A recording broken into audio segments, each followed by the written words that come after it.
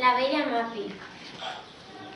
Hi havia una vegada al bosc un grup d'abelles que penjava de la branca d'un arbre. Les abelles lluïen al seu voltant. Una de les abelles es deia Mapi. Mapi era una abella molt alegre i juganera, tot i ser molt petita. Mapi tenia una gran habilitat per volar. El seu lloc preferit era saltar per sobre les flors i anar d'una flor a l'altra i disfrutava xuclant el seu nèctar. Després, asseguda sobre una margarida, mirava tot el que hi havia al seu voltant. Estava tan cansada que es va quedar dormida. Un matí,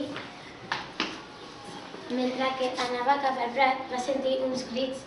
Algú demanava ajuda. Ajuda! Ajuda! Ajuda! Ajuda! Als centpeus es trobava al mig d'un rierol, sobre una pedra. Ajut! Ajut! Cridava el centpeus tot nerviós.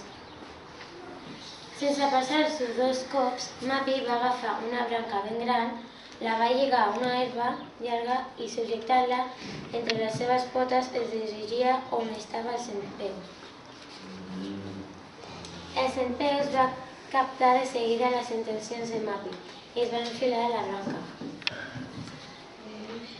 Mapi, agitant les ales amb totes les seves forces, va aconseguir dur-lo fins a la vora del riu. El centpeus estava molt content. Es va acostar a Mapi i li donà una forta abraçada. Mapi tenia un nou amic.